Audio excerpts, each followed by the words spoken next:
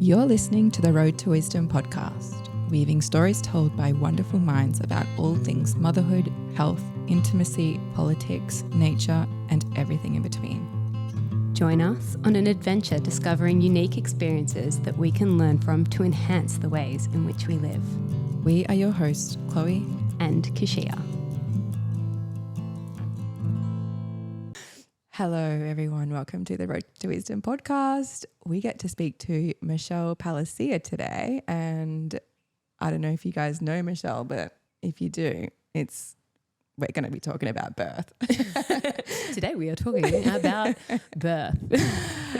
Michelle is a birth keeper and birth photographer, and very much aligned with the types of birth stories that we share and the type of birth that we've experienced and the type of birth that we'll continue to experience personally. And I just think that this type of conversation and context around birth is just so darn important to be shared and explored. So Michelle, welcome. Welcome. Thank you so much for having me and inviting me on to your podcast. Been so excited to talk with you beautiful ladies. So Thank you. No, we appreciate it. We love being able to explore these topics with people who live, breathe, and embody this. So it's going to be great to have you on and to share your knowledge and wisdom with our listeners. So let's just start by just a quick intro on how you kind of fell into this work. Yeah. My name is Michelle. I'm a birth keeper and I am based in Brisbane, and I support families through pregnancy, birth, and the integration into postpartum in Brisbane and on the Sunshine Coast. I'm a mother to two, I was going to say boys, I always say boys, but men, and a stepmom to three and a grandmother to three.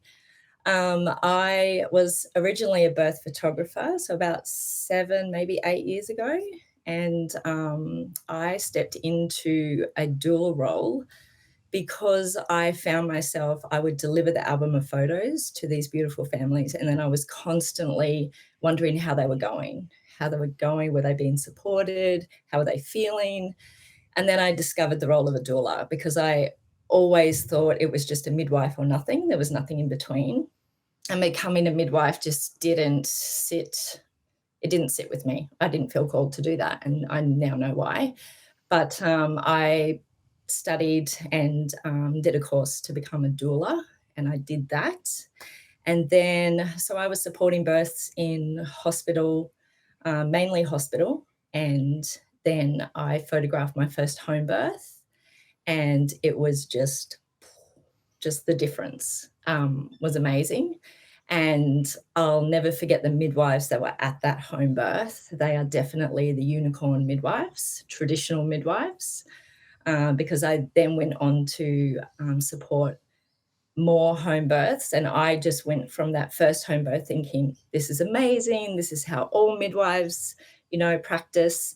And then I went into more home births and realized, no, they were actually unicorns, and they are practicing traditional midwifery.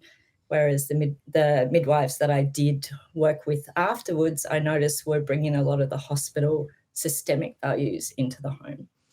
So I then, probably about 3 years ago now, made the conscious decision not to attend any planned hospital births, because as a doula, I was finding that my role, in essence, was to hold the hand of a woman and guide her into a space where she was most probably going to be abused and not listened to and coerced and be left as a shell of herself. And I wasn't okay with that because I had witnessed a free birth. So I had noticed and seen the difference. So I couldn't do that anymore. I absolutely will go into a hospital and transfer with a mum if she feels like she needs to transfer during birth. I will do that, but I won't attend planned hospital births. I just couldn't do that for my soul and my energy.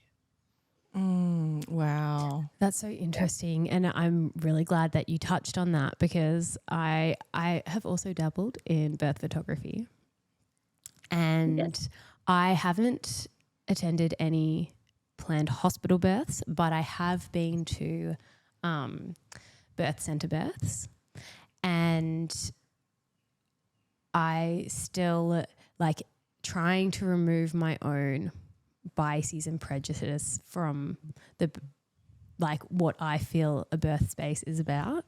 Even just as a photographer, like I'm nothing else, just a photographer. I found really difficult. I found it really, really difficult. I'd see women, you know, a clumsy midwife accidentally poke a woman with a mirror, and as like it during a contraction, and I saw that baby move back inside her real fast. Like things like that, where I was just like, I actually can't see that and be silent, but it's not doing anyone in here a favor if I'm not silent. So I felt the same. Just being in a hospital for a birth, unless like medically necessary, and Absolutely. it didn't feel right, and and I guess, and it's hard because, you know, women are screaming for other women to support them in the hospital, but it's just not cohesive. Like, and I think that's the discussion I guess we're going to go into today.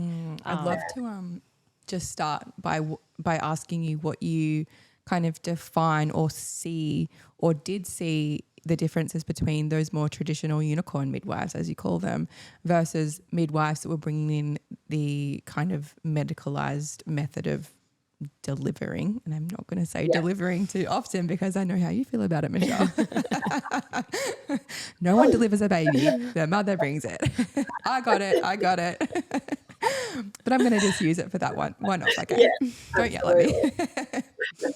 The things that really stood out for me were that these midwives literally sat on their hands and sat in another room to where mum was in the pool with her husband labouring. So they were able to be in another room and actually listen to the sounds that mum was making, and then that would determine for them sort of what was going on. They didn't poke and prod her, ask her to move, touch the water, ask her if she wanted a vaginal exam, or come in with, you know, even doing hip squeezes or counter pressure without mum asking, or without mum noticing that mum was moving in a particular way and may have needed that support. They were just in another room, literally in another room. And if they weren't in the other room, they were around the corner from where mum could see them. So she couldn't actually see them. She could feel their presence and their energy, absolutely, but she couldn't see them. So she wasn't being watched. That was a big one. The other thing was these midwives weren't watching the time. So definitely been at home births where midwives are watching the time and watching for progress. And then there's that sense of that feeling in the room of inconvenience almost from midwives, like this is taking too long, or the contractions are not creating a pattern. I've even been asked by a midwife before if I had a contraction timing app on my phone that she could use. And I said, I don't have one of those. I don't do that. And she's like, oh, I'll have to download one because I need to know what's going on with these contractions, instead of just being okay in the not knowing and trusting that everything was unfolding as it needed to. So I think that's the main thing, is not sitting there staring, not feeling like they need to do something. And these traditional midwives definitely do not have an air of ego about them. You can definitely feel that ego energy in a birth space, and that can affect everything. Yeah, I've definitely experienced both of those, all of those things. And I feel like I wonder where does this pushiness and this ego come from with these midwives? Do you think, I mean, underneath it all, they actually have the best interest at heart, or they're just kind of super blindsided by the medical kind of establishment. And I hate using that word because it's kind of icky, but why do you think that they're like that? I think they're like that because they, to be honest, care more about their registration with the system than the woman. So and all midwives do, even traditional midwives, if they're registered with AHPRA, but there are ways around doing it. So all they need to do is ask a woman, do you want to have this test? And they just have to note down if mum does or not. They don't have to pressure the mum to have that, because I think some midwives fear being reported to AHPRA, being investigated by AHPRA. Yeah, I've heard Rachel Reed quoted quite a few times saying, if a midwife hasn't been reported to AHPRA, she's not doing her job properly. That's so interesting, because a lot of people would obviously look at a midwife who's been reported or had something go wrong and it's like, oh, steer clear of her. But I personally worked with a midwife who'd been reported heaps, and I was told by more midwives that Yes. It's not smart to be working with her, or you shouldn't be working with her, or that's dangerous, or there's no insurance, there's no this, there's no that. But yeah, I'm definitely learning that those midwives are the ones that you want around. Yeah, absolutely. I get really curious, Michelle, because I've had 3 unassisted births now, and my first was in hospital, and then 3 unassisted births after that. And I really wonder about things like the certain aspects of birth that we're monitoring, because I have had 3 unassisted births and they are all wildly different. My contractions in the first unassisted birth were what you would probably call textbook. They got bigger and closer together with each contraction, then a baby came out at the end. My second unassisted birth was 20 contractions over the space of 6 hours, and they never got closer than 10 minutes together. And baby came out. Baby came out. And then my third was I was in labor, then I wasn't in labor, then I was pushing for 2 hours, and 12 hours later the baby came out. Like, it was just like went to period pain again and didn't stopped, moved, things felt pinchy, and then a baby came out. So I just wonder, and that's all within the one woman. And if that's all just within me, like, how different birth can be and look in all these different women. How do we get these standardized ways of monitoring progression? Yeah, I think it really comes down to the systemic need to control women and their bodies, because it feels uncomfortable if someone can't control a woman and how she's feeling and what her body's doing, instead of just being okay and stepping back and being all right in the unknown. Because birth is the unknown, and we're not meant to know how it's going to flow and how it's going to happen. We're meant to trust. That's what we're meant to do. Because in our bodies, we innately know how to birth, but we need to be left to do that and to trust that process. Yeah, I think it comes down to all about control, and also with that control comes disconnection. So disconnecting women from their bodies, telling them, okay, your contractions are going to get less and less and less. And then when they're, I don't even know now, 5 minutes apart or something, call the hospital and come up, and then we'll check you and we'll tell you if you're in labor. You might tell us, but we're going to go, no, what would you know?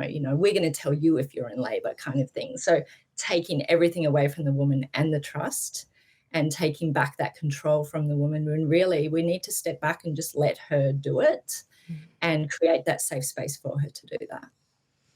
Yeah, it kind of seems like the thing that's in between us doing that as women, well, I think there's a couple of things. It's us understanding that it's a full responsibility on our turn, because obviously, like, a lot of women just rock up to the hospital when they feel a niggle and they have no connection to their baby. They have no idea that their body's, how it's opening up and how things are going to play out or what to expect. And then they put the full trust into these midwives in the hospital, who I think over time have evolved maybe even to have to take responsibility for these women and step up as like an extension of their body, almost like giving them like red light, green light instructions and painting this picture for them. And now we want it back.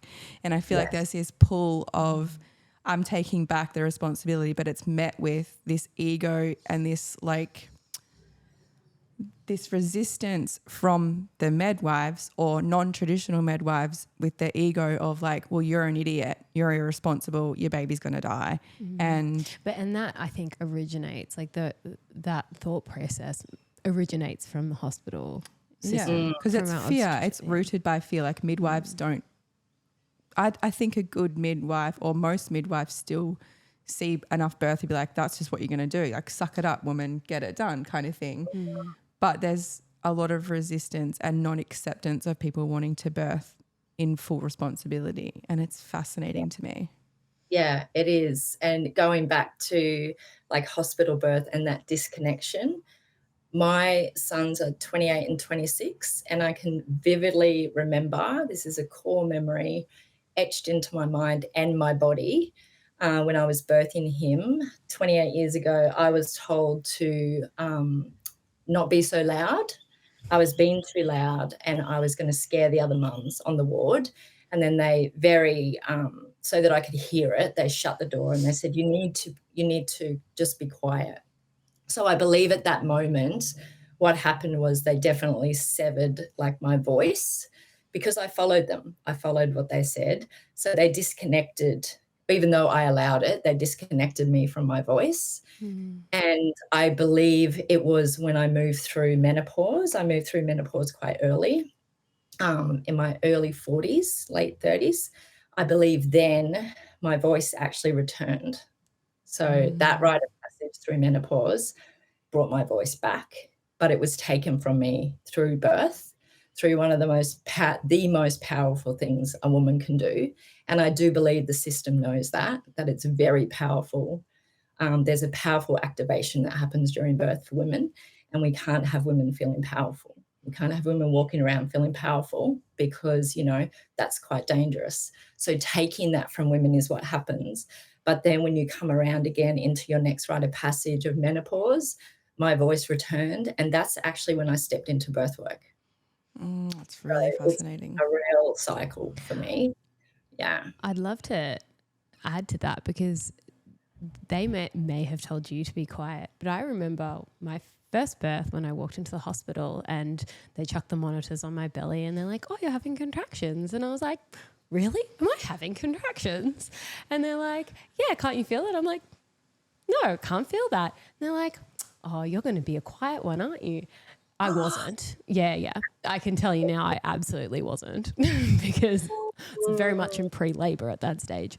But even just like, I guess, off the cuff, that midwife was probably thinking that they were saying something really nice. But internalizing that, I was like, oh, it's a good thing. Yeah, the expectation, or you're a good birthing good woman. Yeah. If you are quiet. So,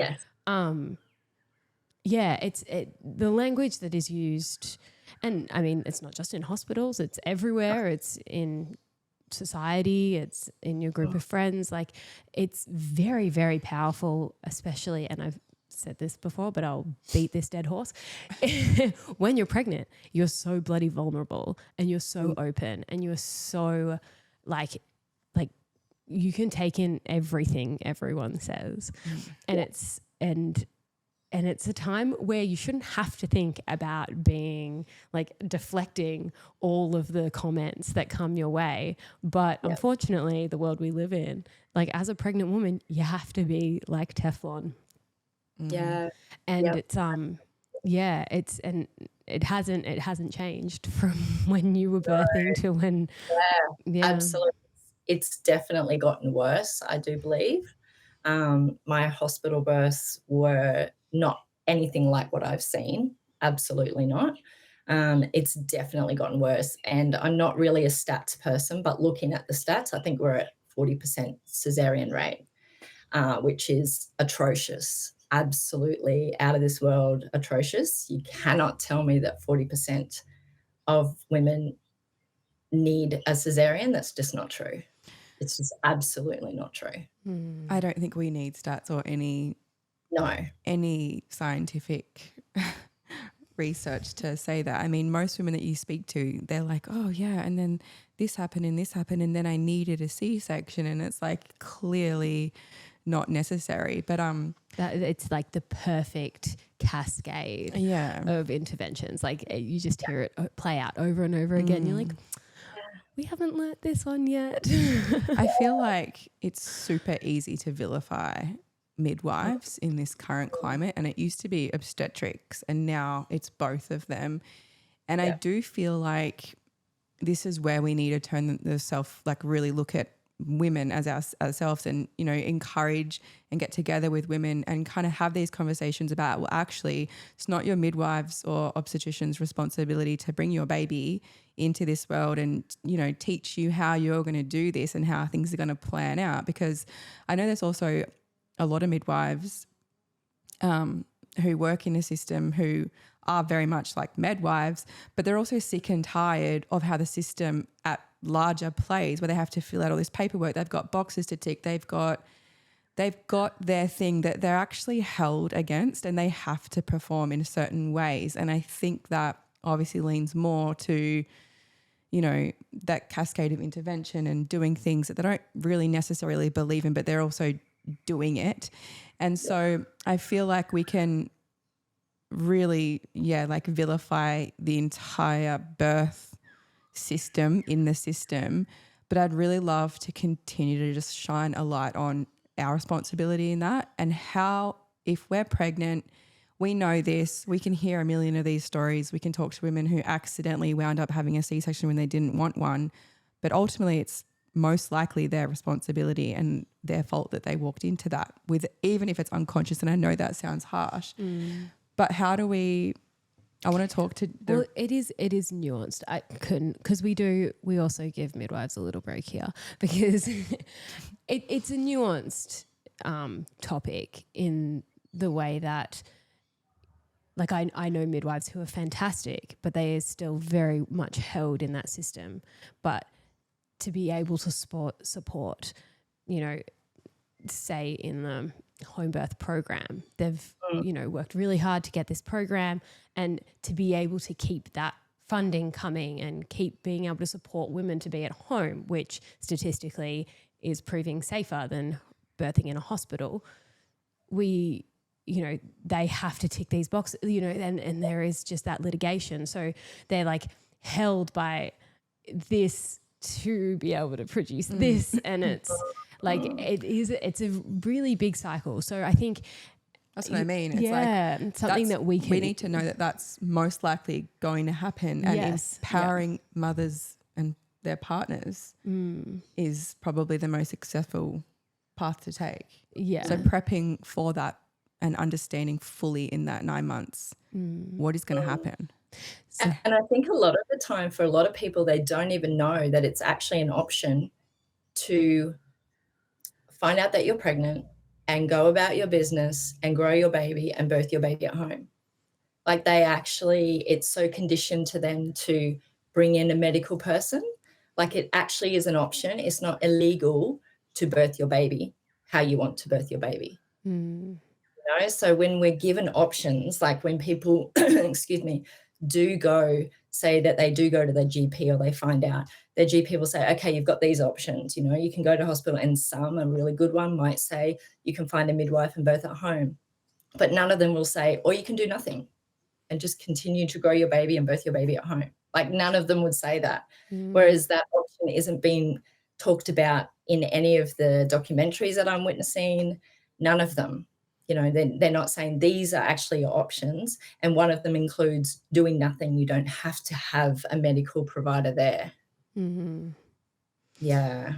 Yeah. And look, I think that's a conditioning we've had from so young, because I mean, I fell into that. Like as soon as I found out I was pregnant, I'm like, I need to go to the doctor and they need to confirm this, and I need a blood test to make sure it's happening. And that's like, and, you know, went down that path, and then even, you know, the second and third time I still went down, like in my pregnancies, I was still in that allopathic care. But just absolutely didn't want to go near it for the birth experience. So Yeah, and that's the deep conditioning that for a lot of women is part of their birth prep. Unraveling that deep conditioning of outsourcing responsibility for their body and for themselves and taking that back. And that comes in the sign of when women approach me, they're sort of like, I just don't feel like I want to birth, with a medical provider. And I'll say, then don't. Like if that's the feeling and that's the message that you're getting, because that is a message that you're getting from your baby. And I feel like for a lot of women, what happens is there's a lot of distractions for them. So when you're pregnant, your baby definitely gives you messages about how they want to come through. They definitely do. But for a lot of women, the distractions happen in terms of the tests, the scans, I need to do this workshop and this course. I need to read this book and watch this video in regards to learning how to birth, instead of taking a step back and going, it's actually inside me. I know how to do this. I don't need to be taught how to breathe. I don't need to be taught what positions to get into. I don't need to be taught anything. What I actually need to have a look at is all of the other stuff that I've pushed down into my womb. And my baby is giving me these messages saying, Mum, you need to look at this because I don't want to be birthed through this. You've pushed this down for too long. And if you don't get rid of this, I'm going to be birthed through it and it's going to become part of my imprint. And I don't want that. And that's so beautiful too, because I mean, and this is coming from my own experience, there's such a muffling of our intuition throughout life. And so when it does come into the birth space, and I'm even going through it now where I'm like, oh, is that my intuition? And I'll cross-check myself and then cross-examine myself again and then be like, okay, I need to just calm down. I don't know if that's conditioning or I'm just highly strung human. Could be a bit of both. It's hard because we're also in a position where we're now both pregnant and we're, having these conversations and we're having a lot of output, and it's hard as it is to call in your intuition when this is maybe your first time being fully dependent on it. And so I think to be having those moments where you're like, is that my intuition? Is that my anxiety? Is that my insecurity? Is that my fear? Is that my experience? Yeah. But I think something beautiful that you touched on there, Michelle, was that it's not just our intuition. Like if we tune out and tap in, we're actually getting wisdom from our baby as well. And we're not alone in it. So I think that's really beautiful because it's not something that I've considered before. I'm like, oh, I'm all alone in this and I have to make all the decisions. Your baby is there and communicating with you.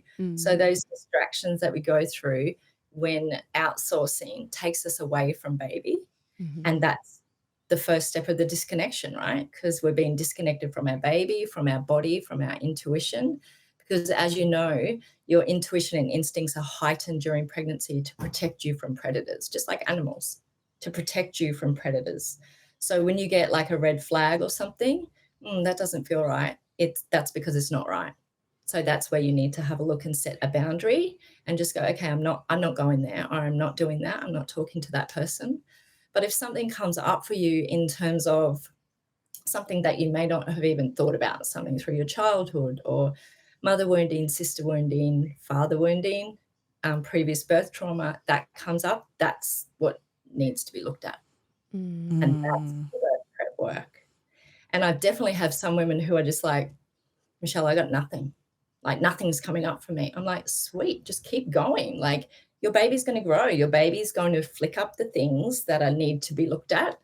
Because a visual that I have that I see all the time is if you've ever seen like a nature documentary and you see a camera down in like a creek, a very shallow creek where there's like salmon swimming, and you'll see the sediment at the bottom of the water and the little pebbles, and then the fish comes along. So what I see is that your baby is in there and they're just in there in the water having a jolly time. And then whenever there's something that they feel you need to have a look at, they flick it up, like they flick that sediment up, and that's that feeling that you get. Oh, why am I thinking about that thing that my mother did years ago that has sat heavy with me? That's your baby flicking up the things that you need to have a look at. And if you don't look at them, they go back down and they sit with the other rocks, and then your baby bursts through them and it becomes part of their imprint. That's Noted. how I see it. I've noted that. Start working on your shit. Well, I've got lots of things. I've got like a lot of those wounds and birth trauma. I mean, nothing, it's minimal compared to, but it's still mine. And that you can collect a lot of that when you've had 4 births already. Yes. Yeah. And it's sitting there and for you to have that. And it's not sort of, I wouldn't want you to sort of go, I have to do this work, I have to do this other work, otherwise I'm not going to be able to birth my baby. For some women, it happens during labor and then they're able to leave it in that fire that they walk through. And rage comes up in labor, and that's a good thing. Sometimes we're told, oh, don't be angry in labor because you don't want to put that on your baby. If it comes up during labor, it's meant to come up during labor, and you can leave that in the flame and then it just disintegrates and goes. Speaking of flames, you said something somewhere about your job being able to sit with women who are being engulfed by flames but not be part of it. And that's like, and to me, I was like, oh, I feel like that's what a traditional or authentic midwife would do. It's looking at it as something that's happening to her and not something that is your responsibility or your job to fix or interfere with or save. Like that woman doesn't need saving. She's being engulfed by something incredibly necessary. Yes. And to interfere with that would be like, I don't know. Yeah, well, you're taking her rite of passage away from her. Yeah. Like, I definitely felt that in my most recent birth, which is bringing up some stuff for me right now. But but I don't know if you know Mimi, Michelle. Oh, yes. Yeah, so she was taking photos for me in my most recent birth, and the last hour of that labor before Poet emerged into the world, I was absolutely in the fire, putting it mildly, engulfed. Like, and I walked away from it. And I mean, at the time I was like, oh, it's my last birth, so great. But now famous last words. But I was like, my 2 births before that, I had like a little pinch in the hips, and that was my transition. And the baby just came out, and I was like, easy. I'm so good at this. And then Poet was like, no, you're not. Let me show you what you're good at. But I remember Mimi a few weeks later was just like, because this was before she had her own sovereign birth. And she was just like, it was so inspiring to be there because it's like seeing you go through that. She was like while I was capturing that, she's like, all I could think was, am I doing that again?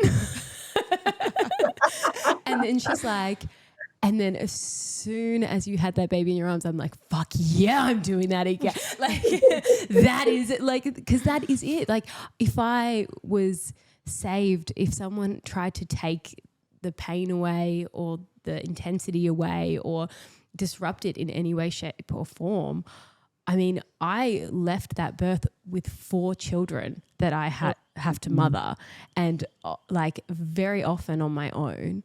And coming away from that birth, I was like, I can actually, like, I can walk through hell and be fine, like completely unscathed. I'm sweet. Yeah. I got this. Right. And I wouldn't have that internalized power if I had anyone there to distract me, save me, feed me, sorry, whatever but it is. you can be fed. Not in that stage, I can't. Not in that stage. No. The food would just disintegrate before you. Yeah, I'd like look at it and just like burn it into flame. And you would be what the system would call a dangerous woman. I love because that. you were powerful.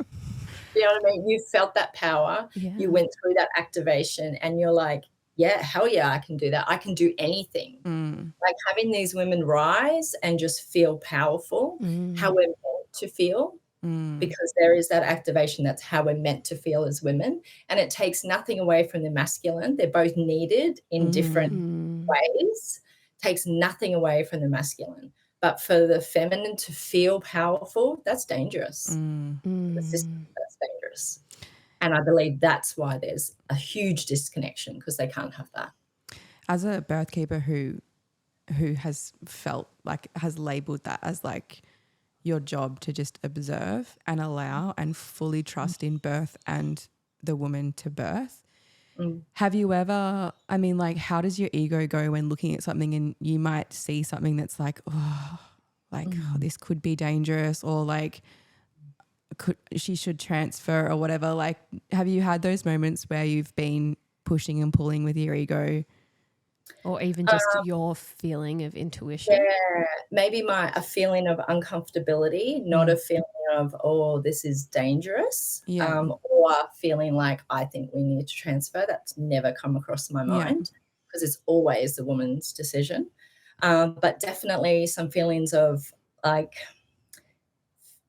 the big one for me is like if a woman hasn't been moving very much in labor, because if they're not following what their body needs to do, sometimes like that can contribute to shoulder dystocia, which I've witnessed before because a woman was literally just completely stiff and not moving.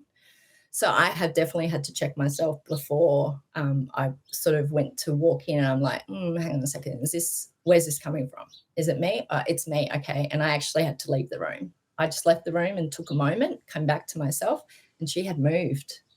So had I intercepted at that time, I would have messed up her energy. I would have taken her away from where she was. She was deep in the 5D realm where you need to go to birth your baby, and pull her back out into the 3D, 4D. And that's not it. Yeah. So definitely, I think a lot of birth workers do need to check themselves in terms of ego. And are they going in because they feel uncomfortable? Like they're seeing something in the space, oh, this doesn't feel good for me. I'm going to be able to fix this for her. I'm going to be able to make her feel better. So it actually helps them. And that's ego coming into it. And that can ruin everything. Yeah, because I guess a lot of midwives are like coming from the point of view as like, well, I just want the baby to survive. And so that's where their ego's like, well, my job is for that baby to survive. But I think there's nuance because like obviously all mothers want their baby to survive, like it goes without saying. And so do birth keepers, birth workers, doulas, midwives, obstetrics. But it feels like, and I repeat this on all of our birth conversations, it just keeps coming up that the more women are left alone in their own worlds, in their own, you know, this really ripe time, and they're not poked and prodded, they're not around people, they're in their environment, they feel safe, they feel protected, and they fully trusting. So many times nothing happens, nothing bad goes wrong. They just do their thing. Yeah. And I can definitely say that in comparison to the births that I've witnessed, the undisturbed births where nothing is done. And I'm finding more and more with these undisturbed births, if women aren't even touched, like even from their partners, not sort of patted and, you know, rubbed and stuff, unless they want to be, they just go ahead and birth their baby. Most of the time, they just need to be left alone. You know, that's what we do with animals. We're not there stroking animals when they go and find their safe space to birth. Checking their cervix. Right. Checking, poking, body, making sure everything's all right. They just do it. And leaving women just to birth undisturbed is what we need to do. And definitely for anyone in the birth space, being able to witness a woman be engulfed, I'll go back to the flame, be engulfed by the flame, and allowing, so for birth partners, sometimes it can be really hard for them because they're witnessing their partner go through this flame and be engulfed and be disintegrated essentially, because they're going to come out the other side a different person. But they have to be able to sit there and feel the heat of those flames wash over them and not let it affect them. You can definitely see and feel anyone in the birth space who's feeling the flames and then being affected, because they will sort of tense up and they will want to save because they're like, this doesn't feel good for me. I need to reach in and grab her and pull her out, and then it just derails everything. I think a little hint for our men out there is that your sole job is to protect the space. So you're not protecting her. You can't. Like you cannot protect her, but you can Yeah. protect the space and you can protect the environment. And in my husband's case, he's caught a few babies, a couple of extra hands, because I tend to want to birth over tiles and have to hold on to something while I'm doing it. So he's got that extra role. But yeah, I think that's a big one. And actually that leads me to my next question for you, Michelle, because you do hear the story a lot of women who are like, I'd love to free birth. I'd love to wild pregnancy, however we want to term that. But my partner is just not on board. He doesn't feel comfortable with it. So have you witnessed that in any of your couples? How have they navigated that? Yeah, so with a lot of my most recent couples, the partners are on board from the get-go. And but definitely I've had previous couples where the partner was just like, I am not okay with this. Like, this feels big. This feels like a lot. So when that comes up for men, that's their invitation. That's the work that they need to do. So let's have a look at that. Where does that come from? Is that previous birth trauma? Because we've got so many men walking around with birth trauma and PTSD from witnessing what their women went through, and that they weren't able to step into the masculine and save her. And it's not being talked about. So it's still in them. So they need an opportunity to express their birth story, because they have a birth story after witnessing what was done. So it can come from that. Definitely comes from a misunderstanding of the physiology of birth and how to support the physiology of birth. And when men get an understanding of that, the hormones and all of that sort of thing, and what they can do and what their role is, then they tend to relax. But if they have a look at, for a lot of men, it'll come up like, what happens if the cord's around the neck? Mum will unravel it. It's not an emergency. We've been told that that's an emergency, and it's just simply not true. So showing men these videos, but answering their questions. What happens if mum bleeds? Well, we've got some things that can support that, and we can do that.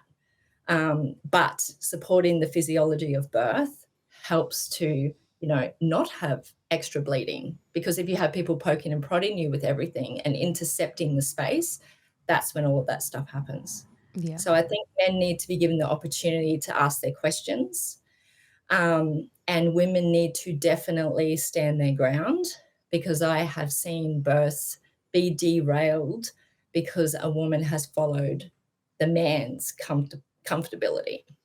So he wasn't comfortable to birth at home, so they birthed in hospital, and she's moving through birth trauma. Yeah. He's fine. He feels good, but she's moving through birth trauma, and that's not okay. I think it's because like men naturally feel like they need to have like the control, or not the control, but taking the lead and being the protector. And if he doesn't know how to protect his pregnant wife, then he has no control of the outcome. There's nothing he can do. And that is incredibly... He's failed. And so that's incredibly vulnerable for them. Like, I know it's my partner's face. He's like, yeah, but I'm going to prepare for a worst case scenario with or without you. I'm like, great, go for it. But I don't want to know about it. Don't tell me what the worst case scenario is. Yeah, because that's not your work to do. You're doing enough. But I love that, because I'm like, I feel protected. I feel safe. I feel like you're doing your job, but don't jeopardize it for me by telling me that this is what you're looking out for. Yeah. Absolutely. And that will help him, because it brings awareness when we have that knowledge and that education. And men's brains work different to us. So something I always do with the couples that I work with, I always ask what the partners do for work, because it can give me an insight into how their brain works. So for a lot of them, if they're hands-on or engineers or something, they need to know how things work. So they need to know how a woman's body works during birth and how best that can be supported. A lot of them like lists. Give me a list of what I need to do, like dot points. Give me some jobs, like the birth tool is their job. Make sure that hose attaches to that tap before. This is so Brenton. That is your job. That is your job. Make sure it happens, and leave them to it, because they need to be given jobs. Yeah. Otherwise they don't feel useful. Yeah. And the other thing too, it highlights for a lot of couples trust in the relationship. But I think if the woman's not trusting herself, there's no way he's going to be able to do it. Like if you know, and I've had this conversation with Brenton. I'm like, oh, I'm just, you know, like I'm really thinking of this. Like I just need to know you're on the same page. He's like, if you feel strongly about that and that's what you want to do, that's it. But if I was like, oh, I'm not sure. Like I don't think I'm going to be able to make this decision. I feel like he'd be like, oh, we're fucked. Like I don't know what to do. Well, what do? I need to do something. So because the woman is here, and it's sort of like the woman needs to be like, okay, this is what we're doing. I need you to meet me here. Do what you have to do to meet me here. And it's like, Brenton's doing that. Like he's like, okay, that's what you want to do. I've got some concerns, but I'm going to look at it and then I'm going to meet you there. I feel like if we look at it in terms of polarity, in the birth space and when it comes to pregnancy and even like for the most part raising the kids, like we take the leadership role there and that's where we have to lead our men. Whereas I guess in the rest of life we can kind of take a bit of a back seat and let our men lead and they get to be the like owner. This is just turning into a polarity conversation. I know, but like how my brain works. No, I love it though because it's so relevant. But yeah, if you want to take it in those kind of like using that terminology, like this is one of those times where we lead the conversation, we lead like the play by play, and and then I guess if there are people out there who can't see eye to eye, a good place would be trying to find a birth keeper. But and you know what too? I've definitely had some women who have not had their partners there, and that has been the best thing for both of them.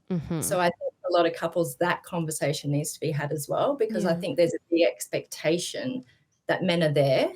But really deep down, if a man is like, I really don't want to be there, have that conversation. And maybe she doesn't actually want him there either. I mean, safety is a whole other thing. If a woman doesn't feel safe in the relationship, that's a whole other thing. But yeah, I've had a couple of women now not birth with their partner there, and then he came in afterwards or came home afterwards, and it was perfect for all of them. Yeah. It was great. And I think that's something to consider too, because we've got like, I mean, and I am very guilty of this, where we put so much pressure on our partners to do everything, to wear all the hats. They're, you know, poor Togger, he's catching the baby, he's cleaning up afterwards, he's making sure the kids are okay as well. Like, I'm like, don't you disrupt the photographer because they're just taking photos. Feed the photographer too. Yeah. Make me a cup of tea afterwards. Like, I mean, he'll defrost colostrum for me. Like, he's wearing a lot of hats, and I think they congratulated these men as well. And just like, But I think sometimes if we just let them take on the role of being protector, and maybe that means you're protecting the exterior of the house with some headphones in, and absolutely, and then the supporting person. I just had a vision of like a guard dog energy, just doing laps into the.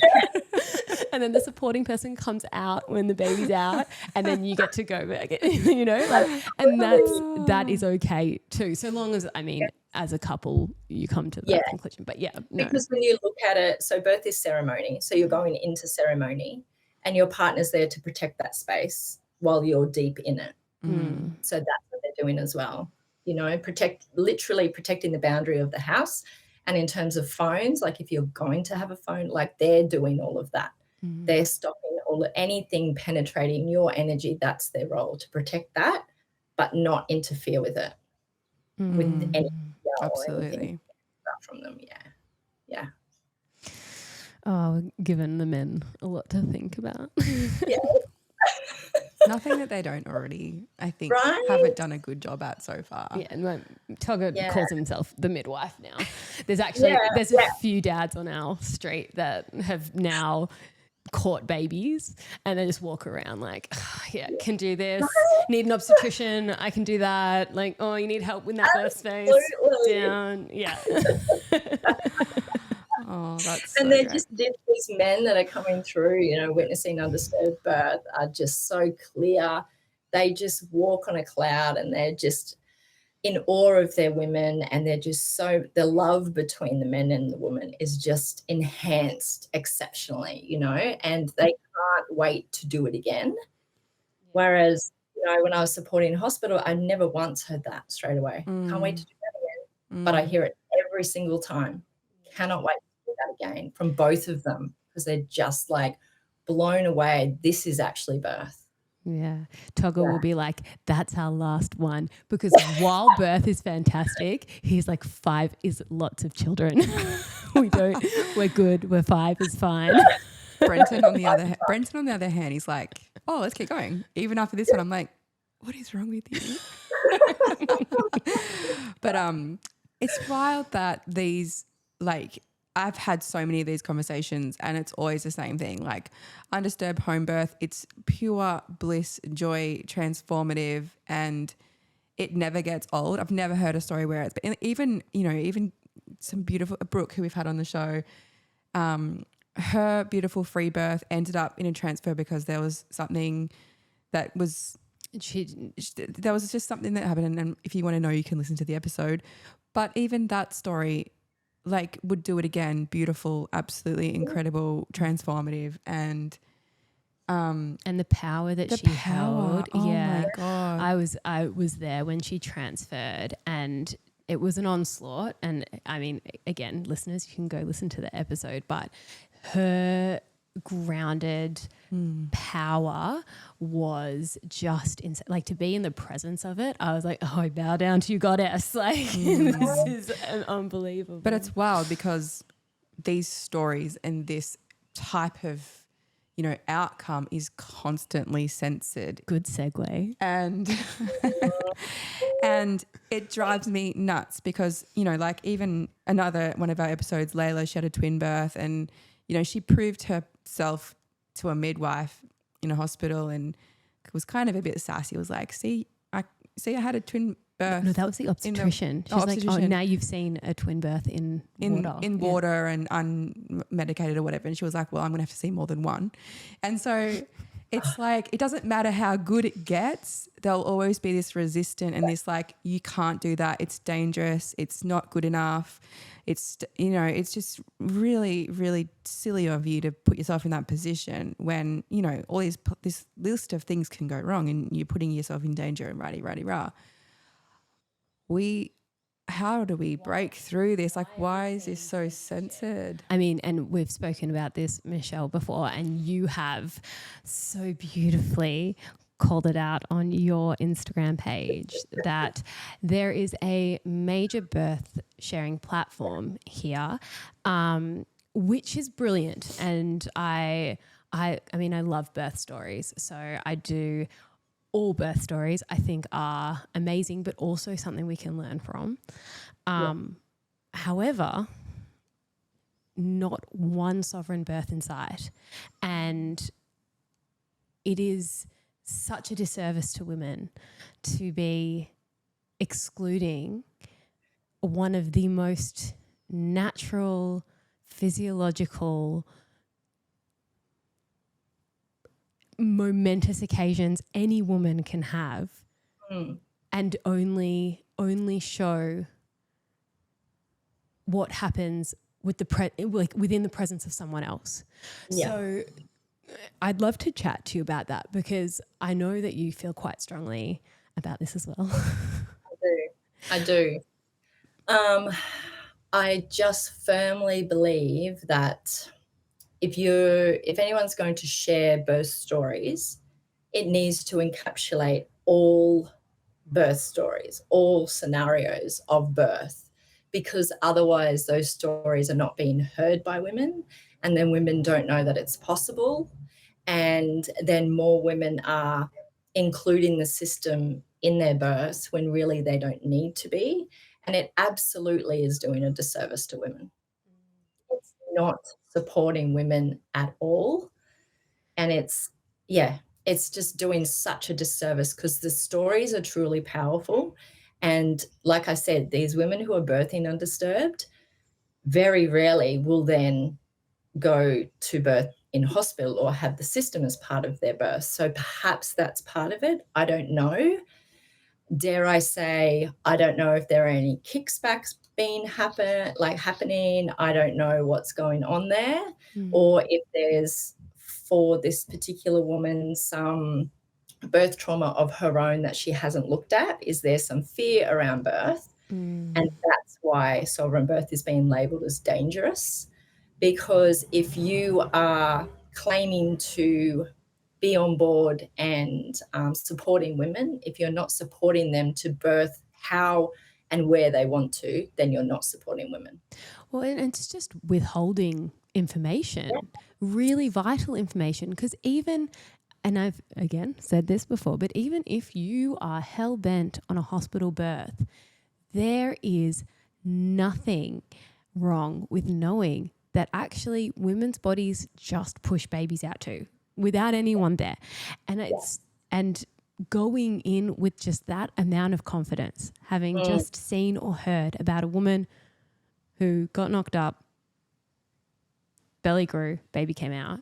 Like it's so important to know, like to have that information. It's so important to know that it's not, babies don't only come out when you've got medical assistance. Yeah, it's very much censored, and it's almost feels like it's sort of underground, and we need to bring it out into the light. Like I said earlier, it's not illegal to birth your baby, and it's and it's the most powerful thing that a woman can do is birth sovereignly. And not sharing those stories, withholding that information, is doing a huge disservice to women. And it's not okay when you've got such a big platform. So many women are hearing these stories. They need to know that there is a whole other sector that's possible, and that you can choose to do that if you want, if that feels good for you, and if that feels safe for you, that is an option. Yeah, no, and I also feel that there's an added layer to it, because obviously we live in an area where sovereign birth is sought out and often experienced, and these are all very valid women, and they're all coming to this conclusion and coming to this way of birthing their babies and having their babies from really important decisions. Like they've either come from a really traumatic birth, or they've been within the birth world and seen traumatic births, or they're just like, I have full trust and capability, and I know that if there was a medical emergency, I would seek that help. Yeah. And until that point, I don't need like medical help. So, and just by not sharing those women's stories where they've been in their strength and their power, their decision making, and even like if they've had regrets or there are things that they would do differently, you're invalidating an entire demographic of women, and that's actually really heartbreaking, and that gets me because I know so many intelligent, very intelligent women who have come to the decision of birthing in their own power, and for like incredible valid reasons. And and then to censor that, to silence them, to vilify their choices, I think is sending a really big message that I don't know if it's intentional or not, but it needs to be called out. It does need to be called out, absolutely. If we're going to share birth stories, we need to share the whole scope of them. And there's, like you said, one whole demographic that's been shunned and been labelled as dangerous, and it's just not. Because if we're not including that demographic, then what we're saying is that birth is a medical event and it needs a medical provider there, and that's just simply not true. It's not a medical event. It can become one, and you can choose to seek that support if needed, and that's what it's there for. But going into birth, it's not a medical event. It's not. It's crazy. That's a big one. It's such a big one. It's so big. Well, it's just unfortunate because I feel like, I'm definitely someone who's open to having like a birth keeper or doula, or even someone who's trained to like save a baby if need be in your own home. I feel like the constant shunning of people like us that want to birth unassisted, it stops us from having access to people in that more traditional, authentic midwife position, because it doesn't populate us, if you know what I mean. Like there's no like, oh my God, look at that demographic. It's so, you know, incredible. It's so popular. Like I see that there's a hole in that system that, you know, more traditional, authentic midwives can be there supporting these women. It's just like there's no inclusion of that. So there's nothing for us, if that makes sense. And I think that actually it can almost create a bit of an extremist point of view too, like within the world of sovereign birth. Because if it is a censored taboo topic, we can't talk about this, it might attract or, I don't know, create almost biases where women may like just out of rebellion do things against their intuition as well. And so, and I feel like, you know, so there, I mean, it's such a multi-layered, nuanced topic because, by silencing anyone, you can always create like the extremes. And I think that sometimes happens as well. And you see maybe women stepping into sovereign birth, but not from a centered place and a place of intuition. Place. It's not resourced and maybe they can't get the people around them educated on it or on board, and so it's almost hidden and becomes more dangerous because then it's coming from a place of fear, which is not where anyone should be birthing from.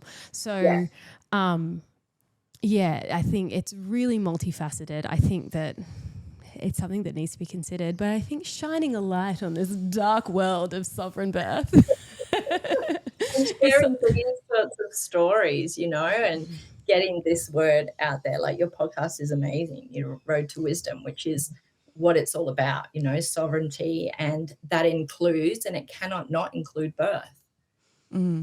Totally. And for some reason, that's taking a really big chunk of our brain space at the moment. or the lack of. You know what? I'm quite surprised we've even been able to have this conversation, Michelle. It's going to go pretty down after this. I mean, check in in 5 months and we'll be like, we've got some pretty important guests coming on and we're just like, how do we keep our words? We need to maintain our vocabulary. So, yeah, it's such a big conversation. It definitely needs to be spoken about more, and just surrounding yourself with the people who are sharing their stories. I know, you know, Maggie and I have got a podcast, and it is called specifically Australian Free Birth Stories, because that's what we're sharing, because that's what's not being shared, and that's what women don't have access to. So yeah, we haven't recorded for a while, but we're getting back into it. But yeah, so amazing. That's what's needed. Oh, which is amazing. And yeah, if people need to find more, because obviously that's not our sole, No. our sole content, they can find your podcast and listen to those stories, which it's helpful because you need to know the full spectrum. Yes, absolutely. Excellent. Amazing. Now, where can our listeners find you, Michelle? I'm most visible on Instagram, and my handle is Michelle Palasia, and on there you'll find the links to my website, email, all the things. So podcast, and we will link to those in our show notes too. Make it nice and easy for everyone. Amazing. Michelle, are you offering like online kind of, because I know you only service a tiny little area of the world. Are you doing any online or virtual support for families birthing? Yeah, I do offer virtual birth keeper support. So I am supporting a couple of families at the moment, and that's worldwide. So I've supported some people in France and all over Australia. And then we just FaceTime when mum's in the pool with her baby and she says, I did it. And I said, of course you did. So, yeah, it's amazing. So that support just goes through pregnancy, and we just do it via Zoom. Yes, I do offer that. And there's links in my Instagram for that too. Yeah. Fabulous. Well, thank you so much for coming and having a yarn with us today. Yeah, we really appreciate it, Michelle. It's been really lovely talking to you. Thank you. It's been so beautiful to chat with you and meet you. Thanks for tuning in to the Road to Wisdom podcast. To join the journey, you can follow us on Instagram at theroadtowisdom.podcast and at www.theroadtowisdompodcast.com. Don't forget to subscribe and leave a review. We look forward to seeing you next week with more juicy content.